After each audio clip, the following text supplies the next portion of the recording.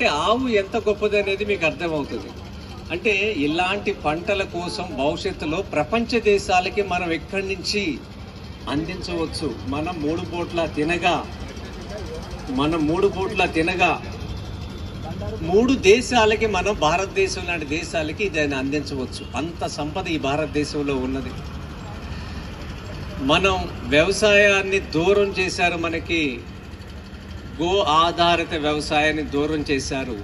మన భారతీయ సంస్కృతికి చిహ్నం దేశవాళీ ఆవు, మన ధర్మానికి చిహ్నం మన ఒంగోలు నంది.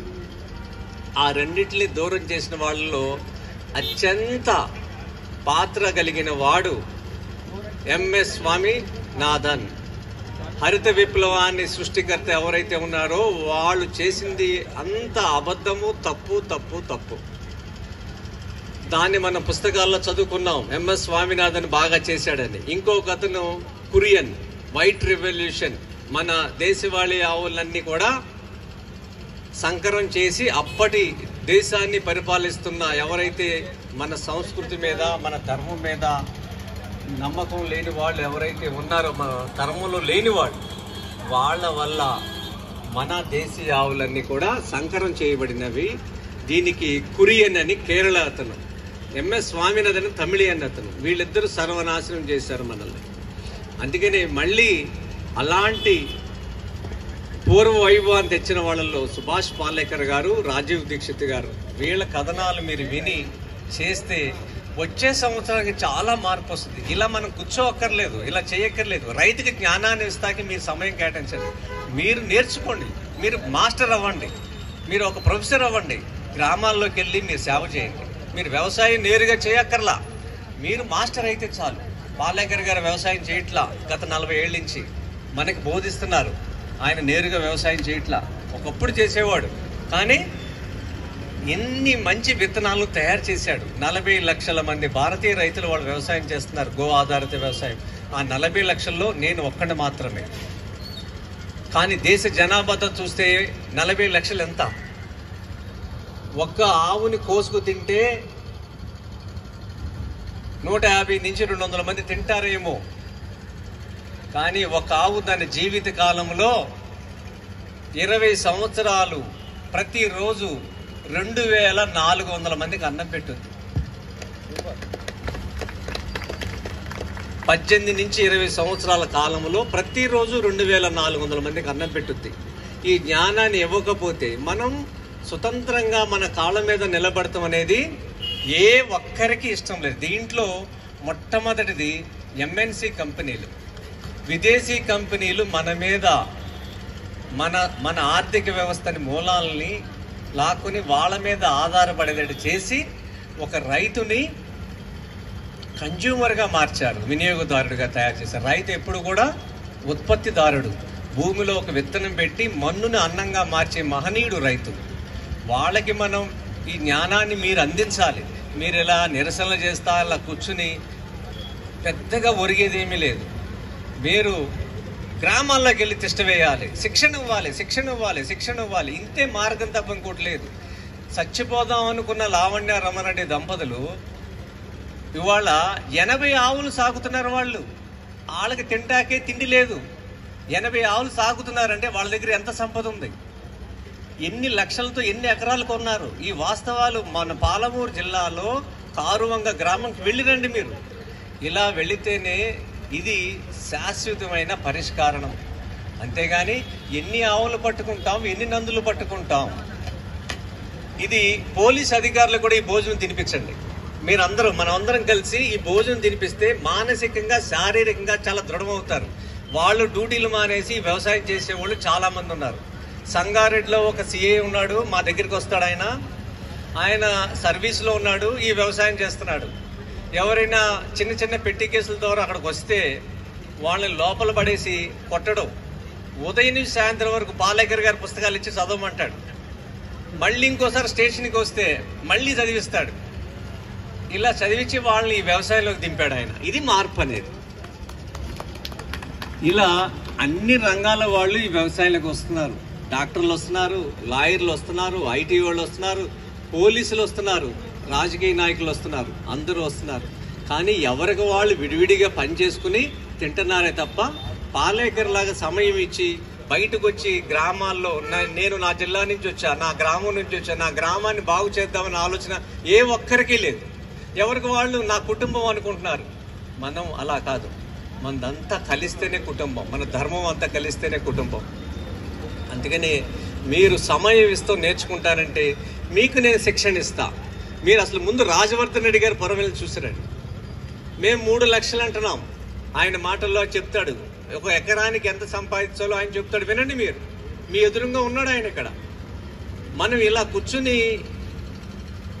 జై గోమాత జై గోపాల్ అంటే ఏమీ వరగదు.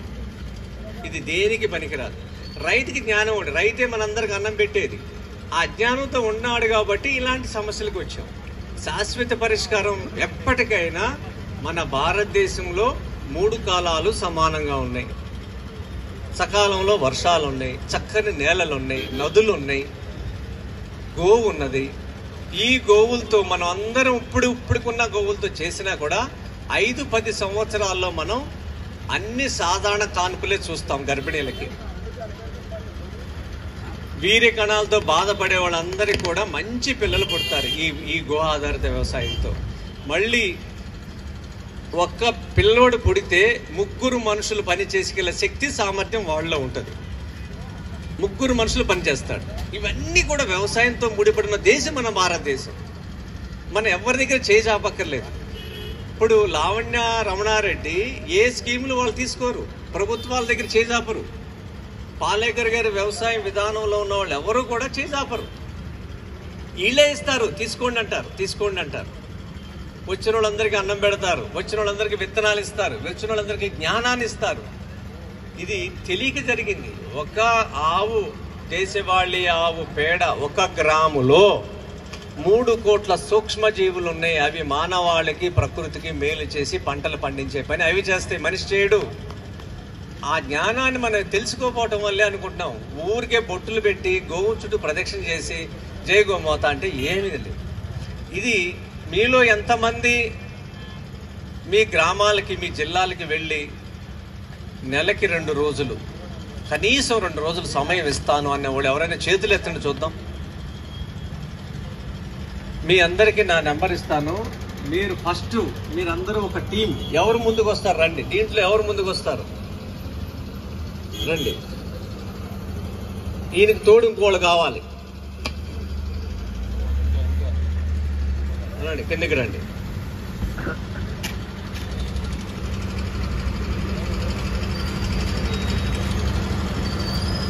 ఇక్కడ మీ 2 నెంబర్లు అనౌన్స్ చేయాలి. ఇప్పుడు చేతులు ఎవరైతే ఎత్తారో వాళ్ళ అందరి దగ్గర మీ 2 నెంబర్లు ఉండాలి. నెక్స్ట్ ఏం చేయాలంటే రాజవర్ధన్ రెడ్డి గారి పొలాన్ని ఎప్పుడైతే మీరు సందర్శిస్తానంటారో ఆయన అనుమతి తీసుకుని వీళ్ళందరినీ తీసుకుని మీరు వెళ్ళాలి. ఇది మీ బాధ్యత. ముందు మీ నెంబర్లు 2 ఇవ్వండి. జై గోమాత. నా పేరు లింగయ్య, మా సూర్యాపేట. నా నెంబర్ వచ్చేసి 9948310122 9948310122. నా పేరు నాగేశ్వరచారి, నేను దుర్గపల్లి. నా నంబరు 99 రాసుకోండి, 997032885885 అదే అనమాట. అయ్యా ఈ నెంబర్ రాసుకున్నారా?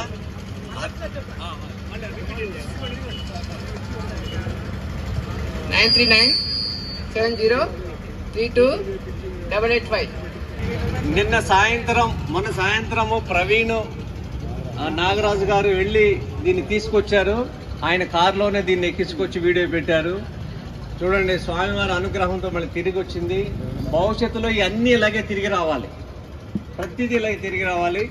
ఇంకొకళ్ళు ఎవరో కలుస్తారు చెప్పండి. ఇప్పుడు ఈయన ఈ ప్రోగ్రామ్కి హైదరాబాద్ వాళ్ళు ఒకళ్ళు కావాలి. ఇంకొకళ్ళు ప్రవీణ్ మీనా. నమస్తే, నా పేరు ప్రవీణ్ కుమార్. 9505940328. ఇది మొన్న అర్ధరాత్రి తీసుకొచ్చిన నంది, ఇది కార్లో తీసుకొచ్చిన. 9505940328. మీరు చేతులు ఎత్తిన వాళ్ళందరూ కూడా ఒక్కళ్ళు కూడా తప్పుకుంటానికి వీల్లేదు. మీరు ఫస్ట్ రాజవర్ధన్ రెడ్డి గారి పొలం చూడండి, 2 రోజులు క్లాస్కి అటెండ్ అవ్వండి. తర్వాత నా పొలానికి పిలుస్తాను.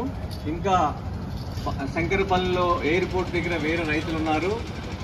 ఇవన్నీ చూసినాక మీలో అద్భుతమైన ఆలోచనలు వస్తాయి. ఇంకా దీన్ని ఎలా చేద్దాం ముందుకనేది మీకు చెప్తాను. మరింత సమాచారం కొరకు ధర్తీ స్పీకే ఫామ్ను సబ్స్క్రైబ్ చేయండి, లైక్ చేయండి, షేర్ చేయండి. మీ విలువైన సలహాలను కామెంట్ రూపంలో తెలియచేయండి.